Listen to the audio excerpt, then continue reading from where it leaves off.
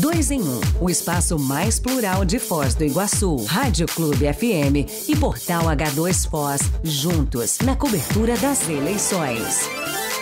Muito bem, agora são 10 horas e 20 minutos, manhã de terça-feira, dia 13 de setembro de 2022, e nós estamos começando mais uma edição do nosso 2 em 1, programa em parceria da Rádio Clube e Portal de Notícias H2 Foz, que dão continuidade à série de entrevistas com os candidatos às eleições de 2022. As entrevistas terão sempre meia hora de duração e em nenhuma hipótese o tempo será estendido. O entrevistado de hoje é o candidato a vice-governador do Paraná, Jorge Samek, pelo Partido dos Trabalhadores. Comigo hoje está Paulo Bogler para a gente conversar, bater esse papo a respeito de política. Ontem, coincidentemente, estava a Adriana de Alencar, do PDT, no dia 12. Hoje, Jorge Samek, no dia 13, para falar do 13. Paulinho, bom dia. Bom dia, Moacir. Boa observação, né? Para aqueles que gostam do jogo, aí talvez seja a hora de fazer os cálculos aí. Mas é isso, Moacir, você nos inseriu, estamos recebendo já o candidato a governador do Paraná pelo PT, o Jorge Samek, nessa série de entrevistas que estamos fazendo com todos os candidatos a deputado federal e deputado estadual por Foz do Iguaçu, além dos postulantes ao Senado Federal e também ao governo do estado que cumpram agendas eleitorais aqui em Foz do Iguaçu, caso de Jorge Samek cumpra aí uma série de compromissos na região e aqui em Foz do Iguaçu nesse dia. Mas vamos a ele, nós já aproveitamos a agradecer a agenda, a ter aceitado participar dessa entrevista, sabendo que a corrida eleitoral está se afunilando, o tempo está curto e avançando rapidamente. A gente agradece a sua participação, desejando um bom dia. Seja bem-vindo, Jorge Samek. Obrigado, Paulo. Moacir, também me acompanha aqui o Luiz do PT, nessa entrevista, a Valentina. E eu quero dizer que é um privilégio poder estar aqui na Rádio Clube, no H2 Foz. Eu que sou nascido em Foz do Iguaçu, sou filho dessa terra. Foi aqui que meus pais vieram, lá nos anos de 1940. Convivi em Foz do Iguaçu quando ela tinha 3, 4 mil habitantes. Acompanhei o que foi a transformação de Foz do Iguaçu com o advento da Itaipu. Depois acompanhei, obviamente, por 14 anos como diretor-geral da Itaipu. E poder voltar aqui para a nossa terra, para ver Foz do Iguaçu, poder ver o progresso da nossa região, sempre é motivo de muita satisfação. E agora nessa nova empreitada, estamos aí, sou candidato a vice do Roberto Requião, com quem tive o privilégio de ser seu secretário, quando ele foi prefeito de Curitiba. Então conheço, convivi e fizemos inúmeras ações também, quando ele era governador e nós estávamos à frente da Itaipu Binacional. E o presidente Lula, que também é uma pessoa que sempre nos prestigiou o Paraná, prestigiou o Brasil. Tivemos diversos investimentos colocados aqui na nossa região, melhorou muito a relação que se tinha Brasil com o Paraguai, depois com a própria Argentina, e obviamente é um prazer poder compor uma chapa com Lula presidente, Requião governador e nós aqui nessa condição de vice-governador. Samek, a gente sempre faz um pedido de uma breve apresentação, acho que o senhor já fez isso, também o seu nome é bastante conhecido. Para a gente avançar no nosso tema, eu vou lhe colocar duas perguntas em uma aqui. E lhe questionando, o senhor está afastado já das urnas aí há umas 2 décadas, desde que foi candidato a deputado federal. O que o traz a disputa nas eleições deste ano e por que Jorge Samek e Roberto Requião no governo do Paraná? Olha, eu verdadeiramente, desde 2002, eu não disputava mais eleições. Foi quando eu me elegi para deputado federal. Aí, a convite do presidente Lula, vem assumir Itaipu. Nós discutíamos muito sobre processos de empresas poder se colocar para desenvolver regionalmente, não ficar só com a função de produzir energia. Nós temos tanto cérebro, tanta inteligência colocada ali para poder ajudar no desenvolvimento da região, dos 2 países aqui. E o Lula falou, mas que você fala tanto disso, vou te fazer uma experiência de você, te convidar para ser diretor-geral. E pronto, aceitei. E acho que desenvolvemos muito. O Brasil melhorou muito de 2003 até 2014, programas de todas as ações, e agora estamos assistindo um desmonte do Estado. Eu, verdadeiramente, eu estava querendo passar o chapéu. Estou com 67 anos, né? E tem gente nova vindo nesse processo. Mas ao assistir um desmonte do Estado, colocar a democracia em risco, assistir o que estamos assistindo na área da educação, na área da saúde, o que foi essa Covid, o desaparecimento do Ministério da Cultura, a ciência e tecnologia, não se desenvolve um país sem ciência, sem tecnologia, sem inovação. É responsabilidade de todo mundo, de todo brasileiro, de dizer, opa, basta lá. Nós não queremos retrocesso. Estamos assistindo de forma muito rápida a morte da democracia. Isso nunca mais nós tínhamos visto um processo como estamos assistindo. Essa coisa de crime, criminalizar parente discutindo com parente, quer dizer, está virando um processo de violência. Colocar em dúvida as urnas. Tantos problemas que nós temos no Brasil, de desemprego, de distribuição de renda, de desmonte do Estado. E aí a discussão é urna eletrônica. Se a urna é bichada ou não é bichada. A pessoa se elege 6 vezes com essa urna eletrônica e aí de uma hora para outra passa a ser a discussão sobre isso. A discussão passa a ter arma. Se pode ter arma. Olha o que tem acontecido no Brasil, aqui em Foz do Iguaçu, inclusive, lastimavelmente, um processo de irmão matando um irmão, pessoas se matando por exatamente ter esse procedimento de violência. Nós somos a favor da paz, nós somos pelo amor, nós somos pela fraternidade. Nós queremos discutir biblioteca e não clube de tiro.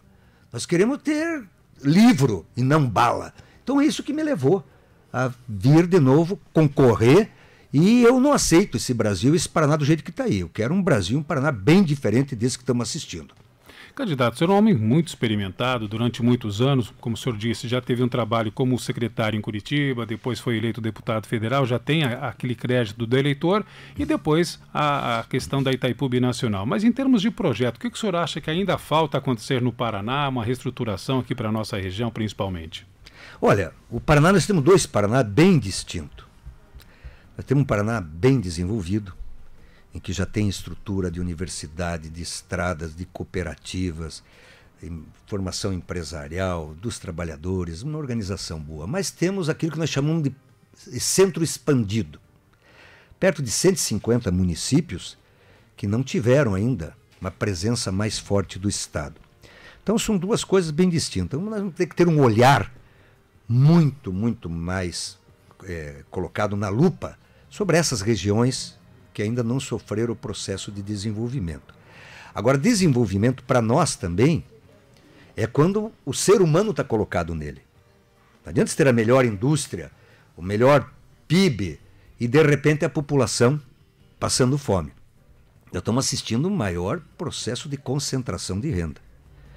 O Paraná e o Brasil vem crescendo, mas a cada dia que passa nós estamos concentrando muita renda. Você nunca viu tanto carro importado, caminhonetona, pessoas vivendo muito bem, mas também nós nunca assistimos tanta gente desempregada, morando em marquise, morador de rua. Você anda em quadra por quadra, todo mundo pedindo esmola, pedindo dinheiro, pedindo comida. Desesperadamente as pessoas estão empobrecendo. E esse Brasil, esse Paraná, para nós, esse não é o que nós queremos. Muito longe disso.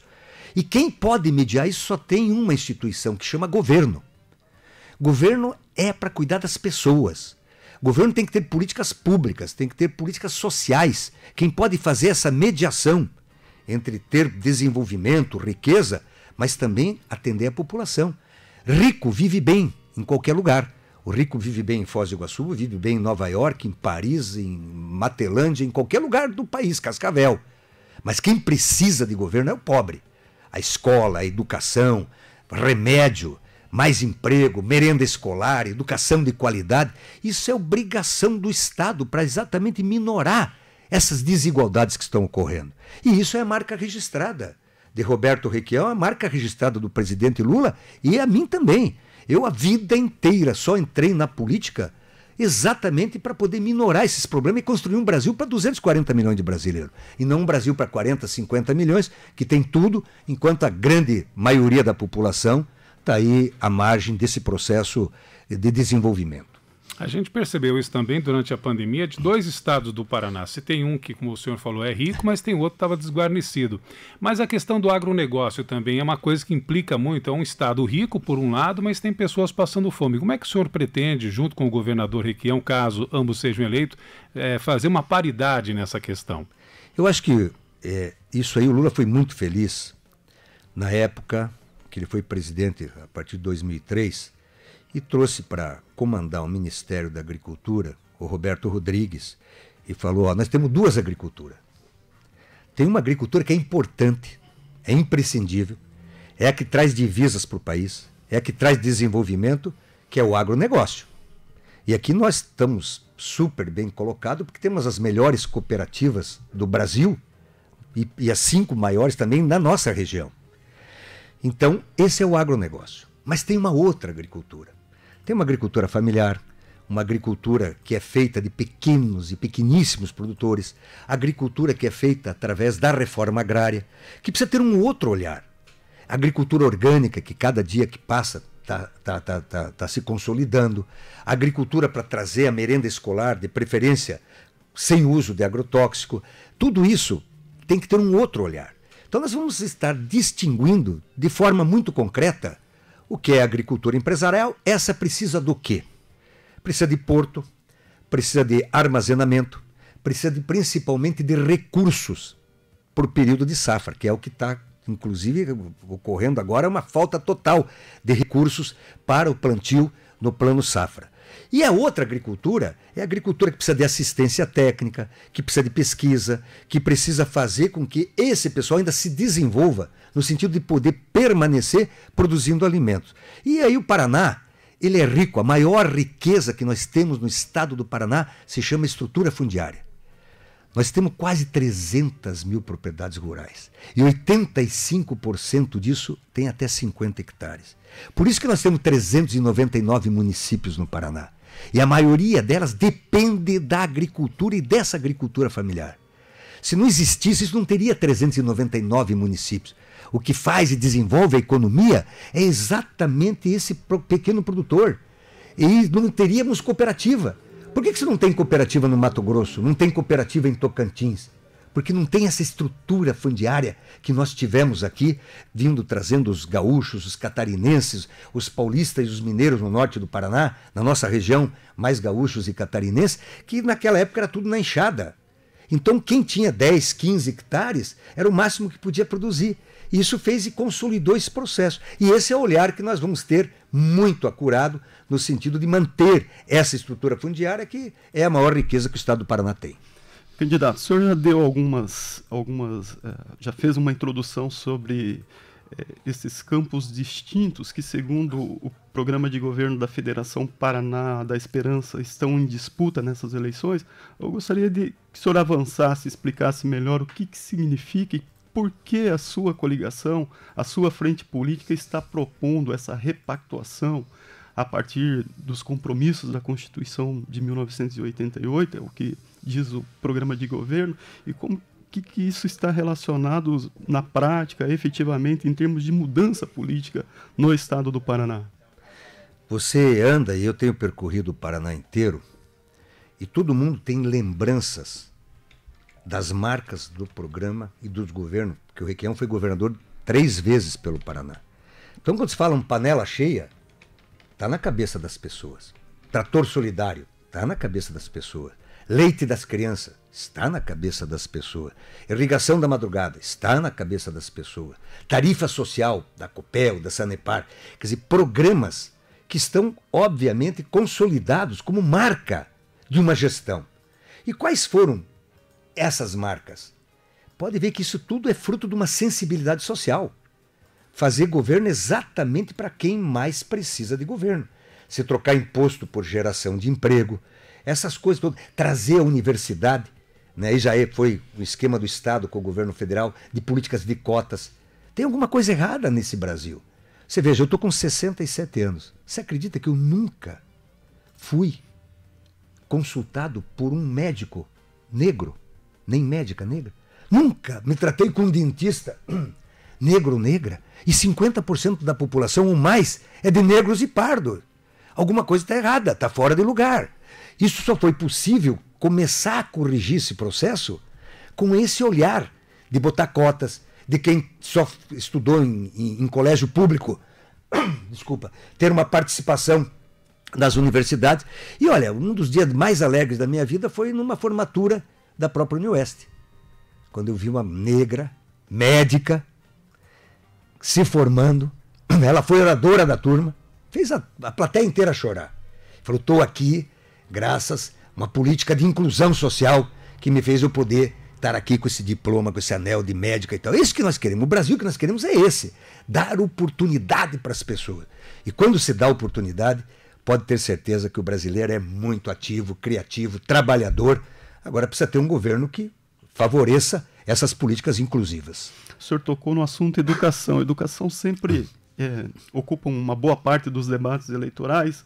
Os postulantes, quando estão em busca de voto, dizem que educação será prioridade e deveria de ser.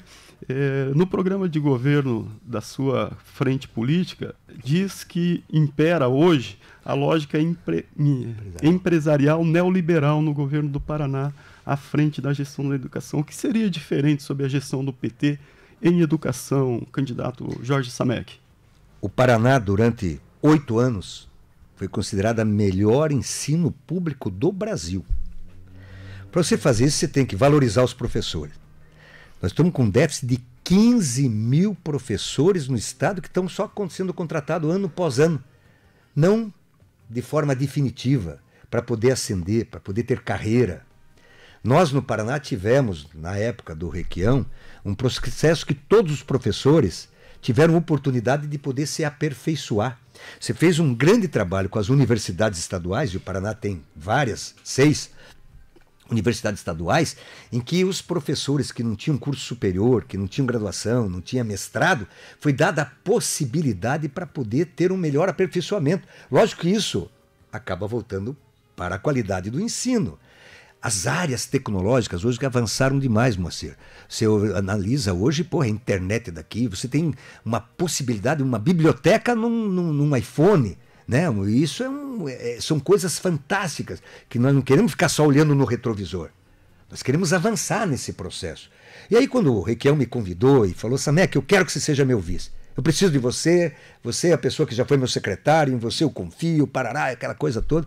Falei, tá bom, Requião. Então vamos começar a conversar. Quais são as tuas 3 prioridades? Me diga 3 prioridades que você quer fazer para o Estado.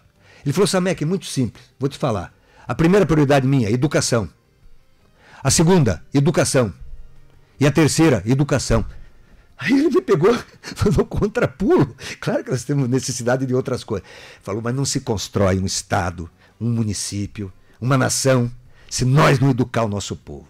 Esse é o caminho, a minha prioridade 0 vai ser essa. Tanto que quando ele foi governador, a obrigação que começou a ficar de 20%, 20 não sei quantos por cento, ele já colocou 30% do orçamento exatamente para a educação. E isso nós vamos repetir, ampliando com esses novos conceitos que tem, com a nova tecnologia, para poder ter prioridade no Estado.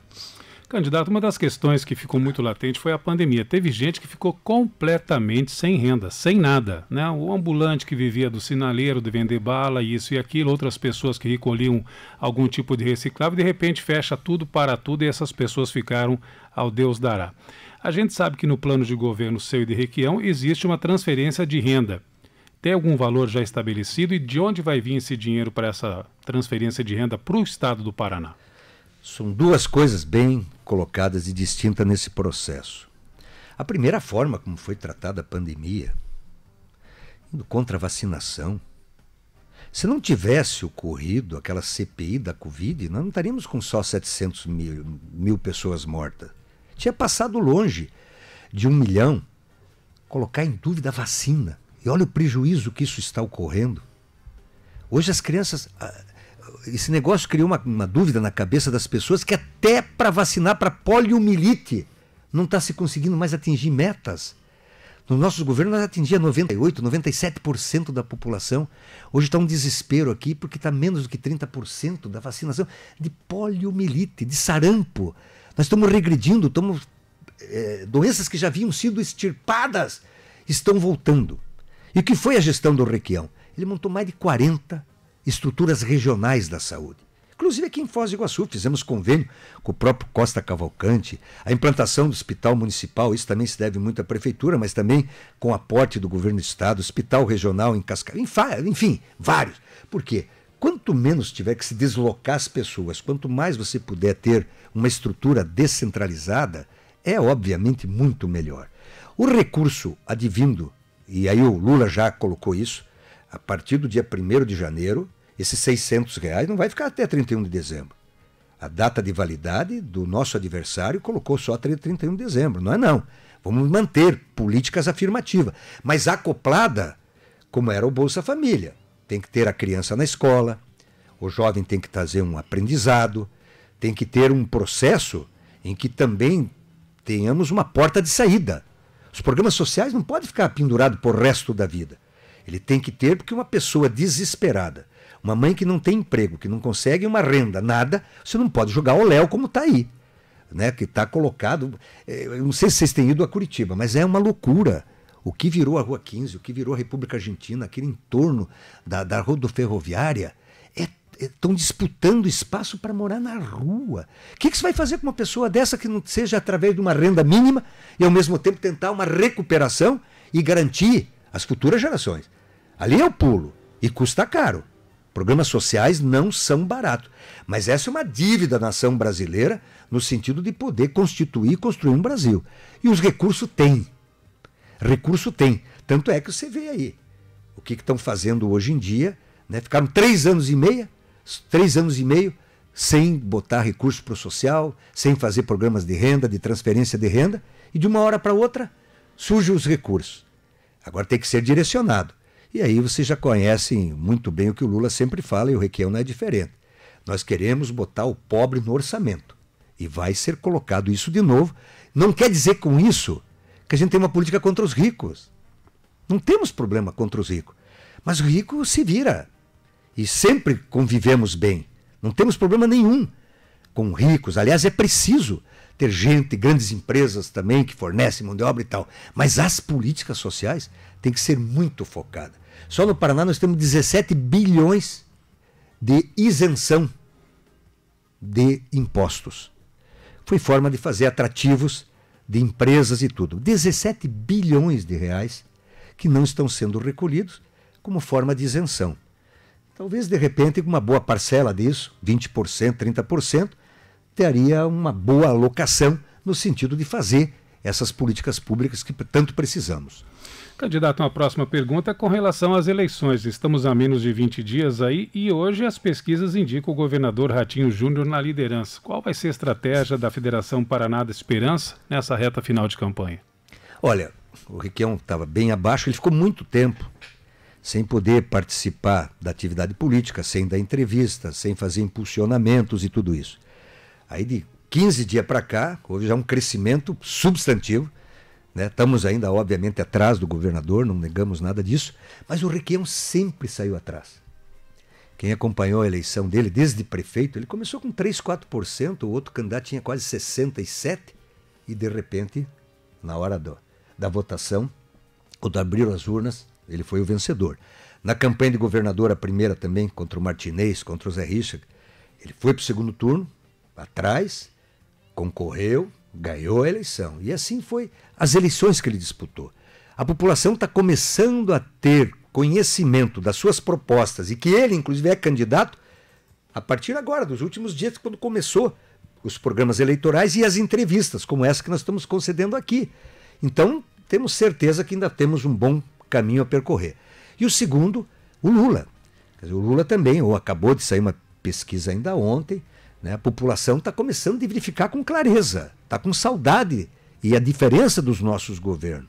E uma campanha acoplada ao presidente Lula também eleva a possibilidade nossa, tanto do Requião como minha, de poder aí, estar aí também virando essa eleição. Agora, é um procedimento que ainda nós temos ainda apenas mais 20 dias para poder fazer o que estamos fazendo. Estou eu, está o Luiz, aqui está a Valentina, estamos correndo, vendo, visitando, fazendo entrevista, tendo espaços e tal, para poder se comunicar e poder chegar no coração das pessoas para que faça uma análise. se a vida deles melhorou ou piorou. De 2003, 2014, piorou ou melhorou a sua vida? Os salários eram todos eles corrigidos acima da inflação. Nós fizemos uma recuperação do salário mínimo de 70% a nível de Brasil, mas no Requião foi muito mais. Ele instituiu o maior salário mínimo do Brasil, era do Paraná, que assim mesmo é muito baixo, né? O Diese disse que precisava de quase R$6.000 para poder ter uma vida digna conforme manda a Constituição para o salário mínimo. E veja que isso está longe de acontecer, mas a gente quer trabalhar nessa direção, distribuindo renda, gerando emprego, cuidando das pessoas, e é isso que é a marca de Requião e de Lula. E a gente conta que a população comece a fazer esse comparativo e, de repente, quando chegar dia 2 de outubro, teremos lá, a nossa expectativa é que Lula seja presidente e Requião governador do estado do Paraná. Candidato, pedágio é um tema literalmente caro para Foz do Iguaçu e a região oeste, assim como todo o Paraná. E será uma pauta muito importante no próximo ano, envolvendo tanto o governo do estado e governo federal.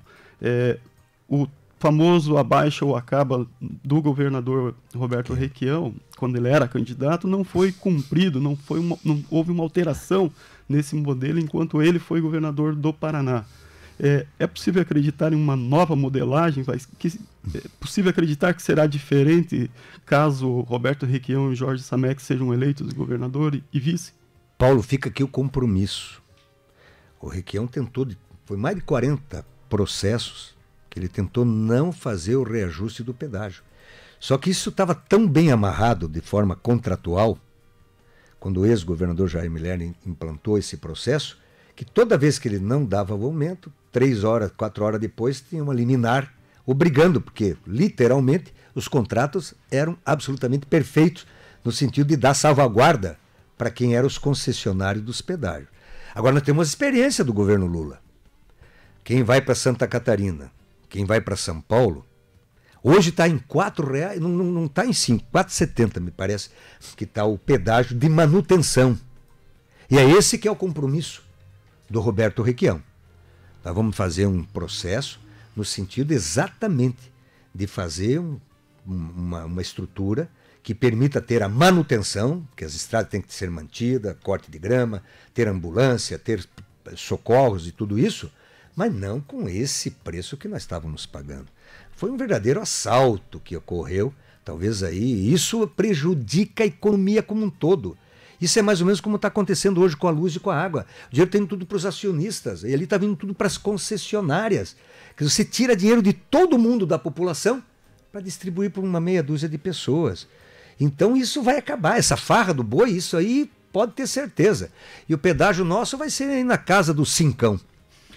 Candidato Jorge Samek, a gente chega ao fim da nossa entrevista, o senhor tem outros compromissos aí, a agenda está apertada, o senhor já nos informou aqui.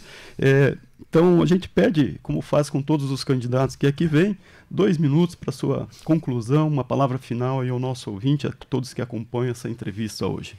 Bom, primeiro agradecer demais a Rádio Clube, Portal H2 Foz, e dizer para os meus conterrâneos, nosso povo de Foz do Iguaçu, da região trinacional, eu sou um inconformado. Não posso de forma nenhuma achar que as coisas estão correndo bem. Não é esse Brasil, não é esse Paraná, não é essa Foz do Iguaçu que eu desejo.